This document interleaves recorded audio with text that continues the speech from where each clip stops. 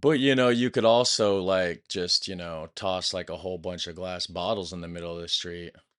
That'd slow traffic down pretty good too, wouldn't it? But it doesn't mean you should always do that. How's it going, guys? Welcome back to the channel. We're going to be checking out the city that went Dutch. That's the name of the video, and it's by the channel Nick Laporte. Laporte. I don't know if you pronounce the E right there or not exactly, but regardless, there will be a link in the description section down below. As always, there always is. And for the original video, right? So it says North America on the left, the Netherlands on the right. So I don't know what part of North America. Is this USA or is this Canada? For some reason, I believe this guy does Canadian content. He may, you know what? I'm going to go ahead and look at his channel. He may just be Canadian. It's a possibility. Yeah, Canada. That's what I was thinking. I'm going to go ahead and subscribe to his channel. There we go. Thanks for watching with me, guys. This video is sponsored by ISL. This is Nanaimo, the second largest city on Vancouver Island. It is known for the typical pickup truck culture, an iconic dessert, and for being, to many Vancouver yuppies, simply the place you land before driving to Tofino. But it's a city that grew out of the coal industry in the 1800s, building up around a rail line and later around the highway that followed. The result is a long, linear sprawl with a population density about a fifth that of Vancouver. But you shouldn't judge a book by its cover, because here they have been quietly implementing the kind of cycling infrastructure that every city across the continent should be laying down on their streets. Here, it's Dutch influence that is changing the urban landscape. And it's not just the street names like Amsterdam Crescent, Arnhem Terrace, or Tulip Place. Just a short ride from there, intersecting Bergen op Zoom Drive, is what may be the best example of Dutch-style bike lanes in North America. When I was in Eindhoven last summer, I had the chance to meet up with Roy Simons, where we explore the city in search of some of the lessons we in North America could learn from Dutch street design. What channel? Roy Simons. Did I see that video? Maybe I reacted to that because I know this Nick Laporte from somewhere. So it might have been that video where he went to Eindhoven. I'm not quite sure.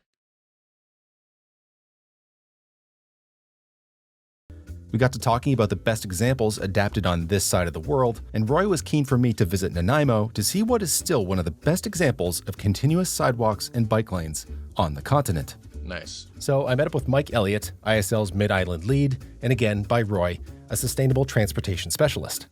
ISL is a multidisciplinary engineering firm in Western Canada and a leader in the planning and design of active transportation infrastructure. They've been working with the city of Nanaimo for many years, including supporting the city through the development of their award-winning engineering standards and the application of those standards on Metral Drive. How does we got to go back and check this out. How does the person on the bike know? I don't see any other sign. Well, I mean, I guess there's a stop sign for the car, but if they're not used to the bikes coming through and then zipping across through up the way there, let me go back. Infrastructure. They've been working with the city of Nanaimo for many years, including supporting the city through the development of their award-winning engineering. I feel like that one definitely is like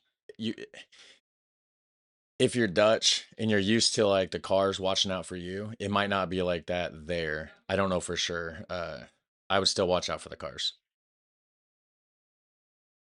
Engineering standards and the application of those standards on Metral Drive. There was, of course, much more to see, and Jamie Rose, the manager of transportation for the city of Nanaimo, was kind enough to take us on a tour of recent projects and provide some insights into the city's transportation infrastructure. Cool. Without further ado, let's start the tour, beginning here along Metral Drive. So this is Metral Drive. This is kind of our flagship project stemming from the standards update.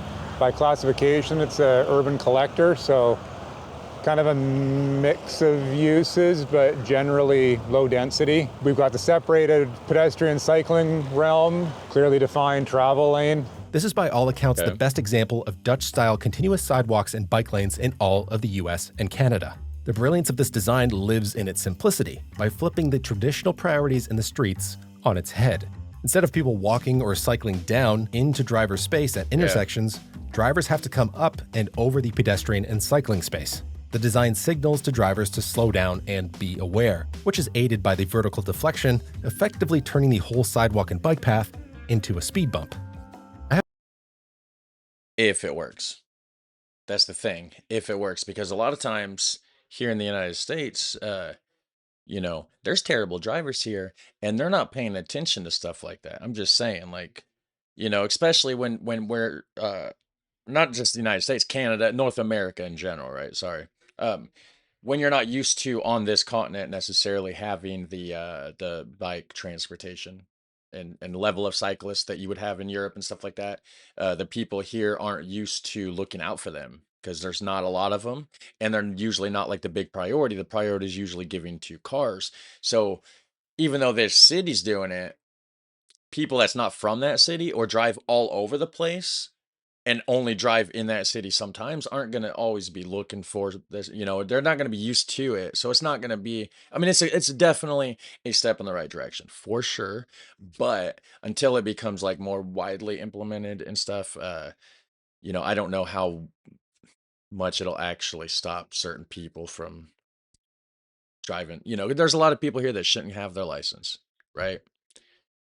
So there's that too.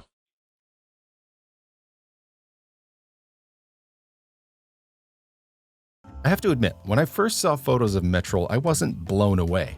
But after taking off my orange-tinted glasses, I saw just how fantastic it was. I mean, if you put down some red asphalt, you might be hard-pressed to spot the difference. Well, But what really but again, it goes to, in Amsterdam, for instance, on Jan Evertsenstraat, right? That specific spot, people know. Well, I guess the same could be said for Nanaimo, Metral Drive. People know that in that area that are familiar, but people outside the area is not going to know this. Not going to be known to look out for all these cyclists. really blew me away was taking one good look on Google Street View, because Metral used to look like this. Very rural, ditched road, probably 8 to 9 meters of asphalt. Cars just kind of did this down it.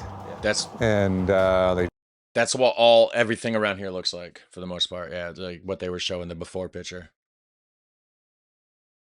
they just sort of weaved left and right, and they had this massive territory that they could own. The experience before the change would have been pretty uninspiring, to say the least. Not even a sidewalk to trundle along. But now you will only find a traditional return to the road where major streets intersect, leading to a rather strange experience on a bike because as you roll along, it's likely you won't even notice the intersections at local streets and driveways, as Nice. it's also seamless. I think the difference, when you were walking along here before, like half the time you didn't even have sidewalks, so that's obviously a huge upgrade, but imagine if it did have sidewalk and regular curb returns, every intersection you're down, up, you're kind of conscious you've got to look for cars, whereas you walk or ride along this section and you barely notice these intersections. And again, for the cars, they're now crossing the bike realm, the pedestrian realm. It's flipping the prior priorities on their head, I would say, but it's also designing it exactly to reflect the modal hierarchy, right? Yeah, that works for the most part. It's just these cross parts where the cars have to come up, like right here, and you got the car coming up this way, bike going this way. As a bike cyclist, whatever, I would definitely be hyper aware of crossing any of those roads. Don't put your faith into, hey, this is a bike path. You know what I'm saying? You cannot trust these drivers. Excuse me. Pedestrians should have priority, bikes should have priority over cars. This design is the most clear way of doing that. These weren't the only improvements along the corridor. Islands were installed for safer pedestrian crossings, and here where Turner Road meets Metral, you'll find a Dutch-style protected intersection. And while all of this was welcomed as incredible improvements to many, it wasn't an immediate hit with everyone. This corridor is very polarizing. The people who love it, and all of the information we can kind of pull from it, the stats, the usage, all of those things are wildly positive, but we still have sort of this change management. And even last week I was talking to somebody who I would generally kind of say is switched on. They're like, no, I don't like Metro.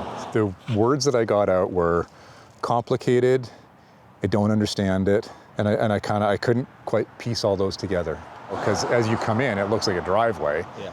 And so maybe if you're looking for a road, it's not like, oh, there was the road I was looking for, because you're looking for this traditional curb return where you can just wheel around it. But at all of our local roads, we've used this raised local treatment to give pedestrian priority but also to give feedback to the drivers, you are entering fundamentally a slow zone.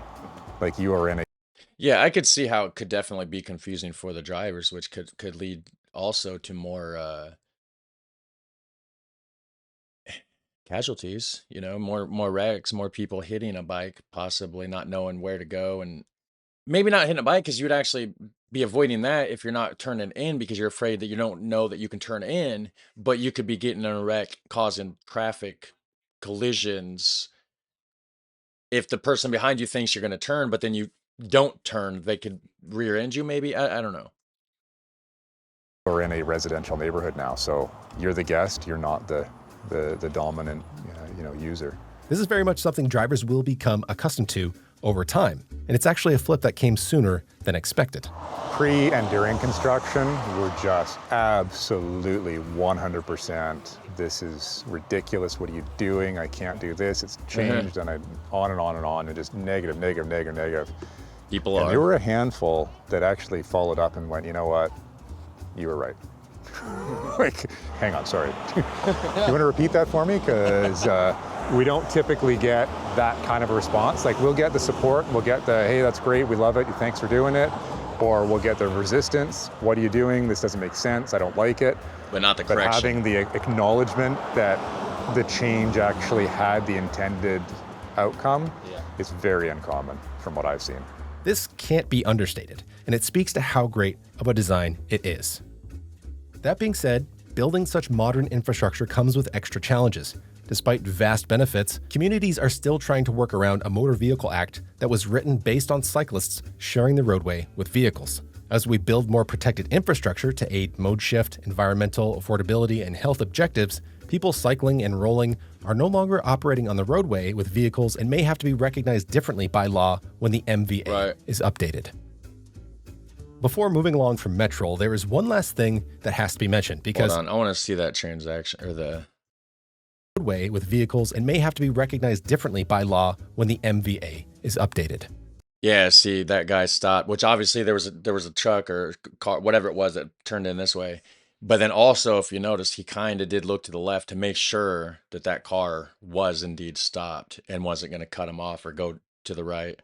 So yeah, you have to be aware here.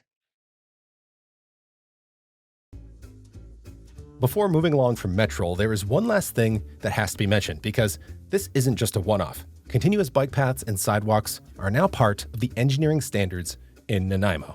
It has a lot of standard stuff in there, like protected bike lanes, protected intersections that were already becoming, I would say, commonplace, definitely in Vancouver and other places in North America. But nobody really, except for maybe Canmore, had done a continuous sidewalk and bike path. So I think.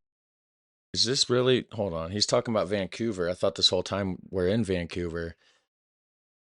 There's an American flag over there. What's the United States flag doing over here in Vancouver anyways?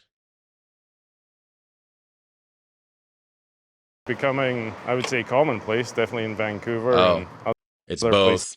Okay, there's a Canadian flag and a United States flag next to each other. Maybe it's an embassy thing or something. Places in North America, but nobody really, except for maybe Canmore, had done a continuous sidewalk and bike path. So I think the city being the first to put it in their standards was a pretty cool thing, so that any time they come to upgrade a street, it gets this treatment. This means that even the Did he play the clip in reverse or was he just cycling backwards? What do we... Also, not an embassy. It said Superstore on it. I didn't want to go back because, too many interruptions, but you can go back and check it out where the two flags were. Why is this guy going backwards? That any time. It's the clip. Because that car's backing up, going backwards up that drive. He reversed the clip for some reason. I wonder if he remembered, or like he did that on purpose, or if he didn't mean to do that. Interesting. They come to upgrade a street, it gets this treatment.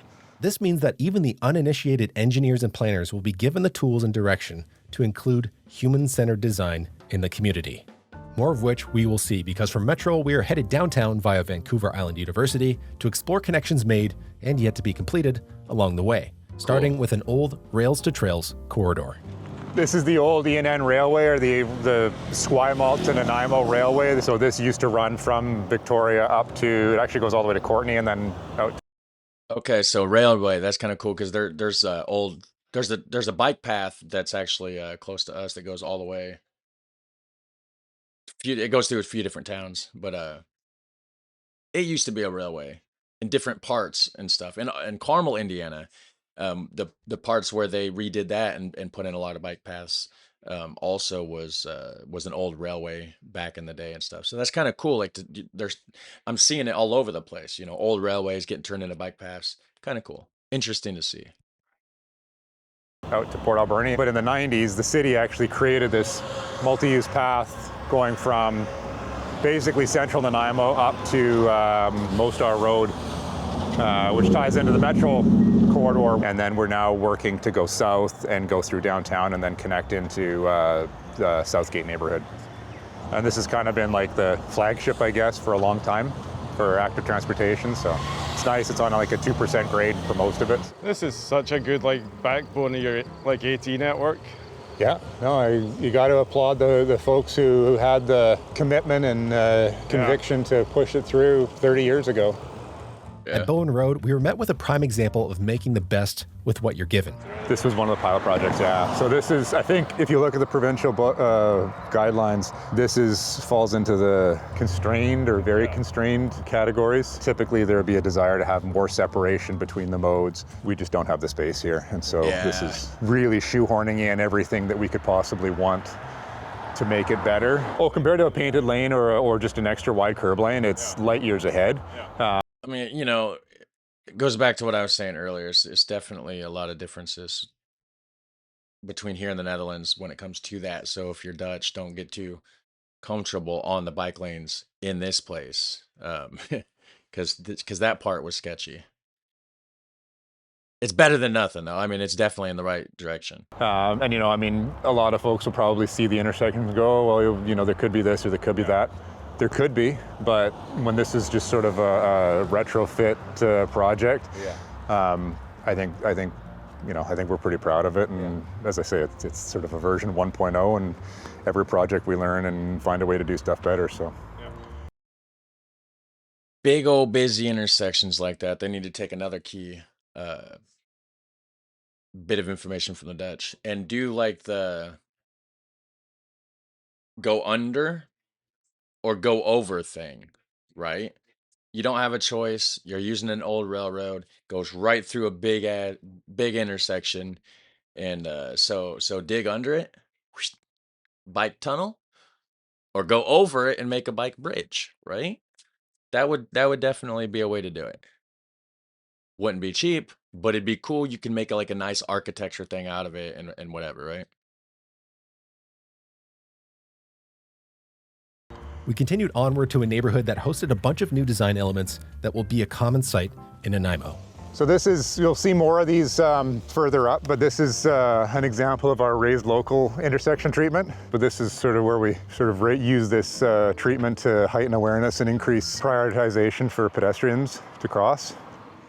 So this is a new subdivision that ties into our new major capital project. We can see it all in kind of a ring, so. And a cool part about brand new subdivision there is that it's a blank slate, so they can basically implement whatever safety measures they want or whatever ways to separate like cycle traffic from like car traffic and stuff like that, instead of having to work with existing stuff. You know what I mean?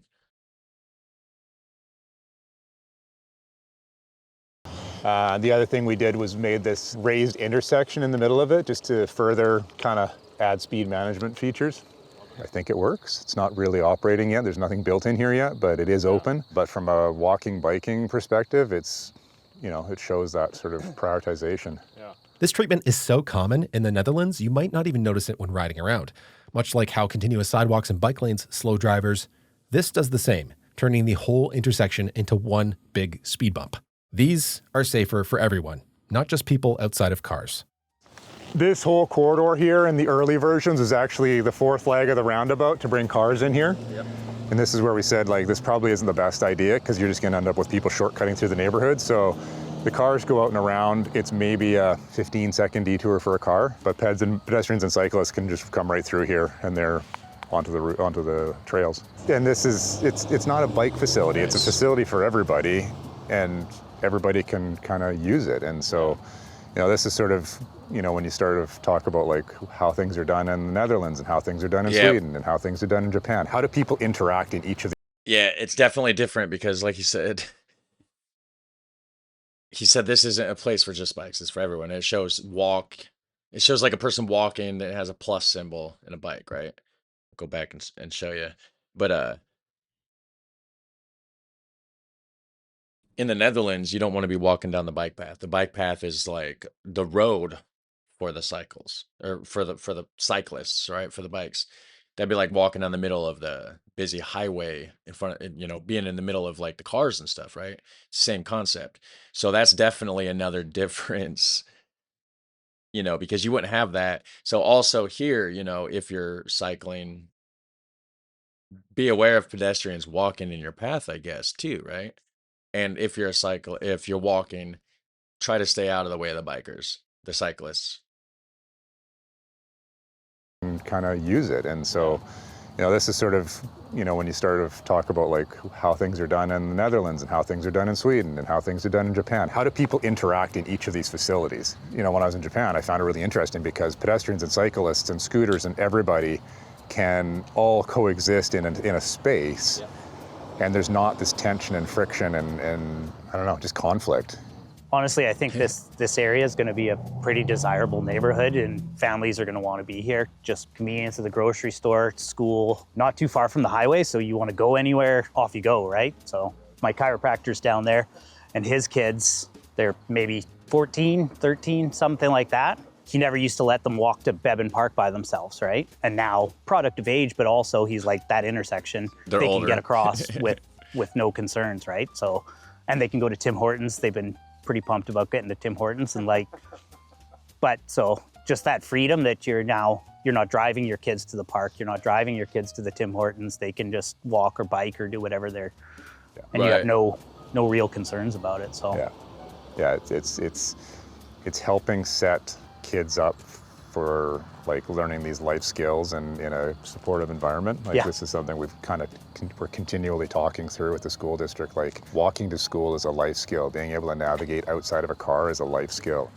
One block over from the roundabout was this protected intersection with improved crossings. And to think about, you know, calling it a life skill, it's like, you know, by not being able to let people walk around this and that, always have to be shuttling them by cars, you're kind of stripping that life skill away from the person and putting them in a shell, and that's not good, right? Crossings, and has even implemented no right on red, dedicated bike signals, and tactile surface warning indicators. Cool. Onwards, we came across a continuous multi-use path, an industrial area that had a repurposed parking lane, and I took the chance to ask Jamie about the modal share in the city. Our statistics really haven't changed from the 90s. However, the volume of projects we've done in the last 7 or 8 years has been remarkable. And I think that this next census is going to be very different. The most recent census in 2021 puts bicycle use at 1.4%, or 3.1% of trips that include a bicycle. It'll be interesting to see how much that changes at the next census. So this actually isn't a city road. This is a private strata road. It's interesting, when I ride through here, it kind of reminds me of some of the areas, not the greening and stuff, but the sort of spatial relation a little bit around Houghton. I don't know, sort of gives me a sense of that, maybe a little bit, yeah. Okay. Right around the corner from that neighborhood was an example of a planned connection that has yet to be completed and where you will currently end up. So this is a 4.3 meter wide travel lane where cars and bikes mix together. Thankfully, shared lanes like this are no longer standard, and we soon found something a bit more chill. So through here, we're basically into like a... See, if it was me, I'd be just on the sidewalk with my bike. That's where I would ride my bike. It's just on the sidewalk. like this are no longer standard, and we soon found something a bit more chill. So through here, we're basically into like a neighborhood bikeway kind of thing. Obviously very low density residential, low volume, low speed. Everybody could just sort of mix and match together. These are great for filling out a cycling network, especially if budget is a concern. Even in the Netherlands, much of what you might call the cycling network is not made up of bike lanes, it is shared spaces. After passing what was the first bike lane in the city, we arrived at the university and began down towards the city center, which happened to be the perfect showcase of the evolution of cycling infrastructure in Nanaimo. Starting here with no separation, just a shared travel lane. Okay. This is 4th Street, and once we cross that signal, you're going to start to see the evolution of bike facilities over the last decade and a bit in Nanaimo. We start with the bike lane on one side and a shared shoulder on, so sidewalk bike lane on the right for us, and a shared shoulder on the left. So this is the next evolution, so we've got a bit of a buffer here, and then on that side we've got a mixed use area. This is, again, sort of the more current iteration of what we'd be doing. Much bigger buffer on that side because cyclists, but not grade separated because cyclists are so much more capable of running with car speeds through there. Normally we'd want a slightly wider buffer between pedestrians, but because you're going uphill, you're obviously going so much slower, unless you got an e-bike, Mike.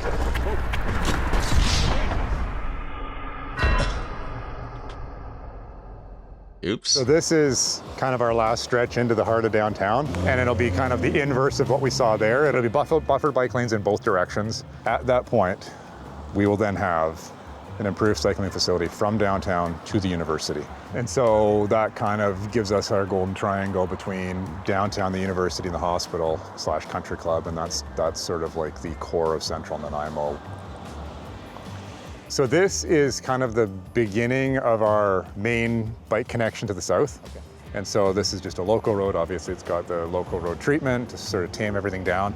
Up here, we're doing something out of character for Nanaimo. We're creating a queuing street. What I mean by a queuing street is allowing parking on both sides with one travel lane in the middle. And the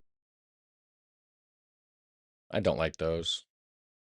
idea is that between driveways and fire hydrants and all of these bits and pieces, there's scenarios where a car can pull over, let the other one go by, and sort of zigzag back and forth. That's what you'd like to think. It doesn't always happen like that. I've seen cars have to back up and go backwards to find a spot to pull off to the side to let other cars go through. Obviously not in that city. I'm not from that city, never been to Canada, but that ain't the first place that has roads like that. They're everywhere. I don't like them. They're terrible. Basically self-regulating speed, optimizes curb space for whatever you need, whether it's just general parking or loading zone or accessible parking. These types of Sure, self-regulating for speed and stuff. Yes, it does slow you down. Sure. Sure. There's that. For whatever you need, whether it's just general parking or loading zone or accessible parking. These types of streets in Vancouver are often looked down upon, followed by calls for removing parking on one side of the street. But they serve a purpose, to slow traffic, and they do it pretty well. Yeah. We've But, you could also, like, just, toss, like, a whole bunch of glass bottles in the middle of the street. That'd slow traffic down pretty good, too, wouldn't it? But it doesn't mean you should always do that. We eventually made it to the center of Nanaimo, a place they haven't ignored when it comes to modernizing the streets. In the very core of the city, along Commercial, you will see the simple daylighting and traffic calming that helps create a more inviting space. And here along Front Street, half of the space that was once allocated to cars has been repurposed. Before we started, this was a 4-lane road, and we obviously looked at it and determined that it really doesn't need 4 travel lanes, and so we eliminated Probably 2 of not. them, made one into parking and one into a protected bi-directional cycling facility, and Nice. it feels a lot better. I haven't Looks seen better. traffic Mageddon. The volume's never justified the 4-lane cross section. It's balancing priorities, and we hear a lot about, well, I never see bikes on the bike lane and around by the boat base, and we've actually got a counter, and Never see bikes in the bike lanes because there's not a whole lot of people that bike around here because they make it like where biking's not a thing. But like there's people out there. It's just a smaller percentage than you would see in Europe. this section is actually one of our highest used routes that we document. So between this and Metral and the E and N, this is still the busiest. A giant thank you to Jamie, Mike, and Roy for giving me a tour. It was truly eye-opening. But I have to say, Nanaimo isn't Amsterdam. It's not even Vancouver. There are still gaps Not in the even network. close. But what we're seeing are real, working examples of Dutch-style design right here in Canada, putting Nanaimo on track to become a top cycling city. And that matters because it shows three things. A, these new projects aren't just one-offs. They are part of the design standards, planned in from the start. 2, these designs can work in a North American context. And D, if Nanaimo can do it, so can other cities. It's true. When I left the Netherlands on my last trip, I said, we can do this in North America. And now, in Nanaimo of all places, they've gone and proved it. But I'm sure they started on that before you did your Netherlands trip. Good video, actually. And yeah, I did subscribe to him, Nick Laporte or whatever. So at some point, I'm sure we'll circle back around and do more reactions to that person's channel. So thanks for watching with me, guys. Put your thoughts, comments, all that good stuff down below. Like and subscribe. Have a super fun, awesome day.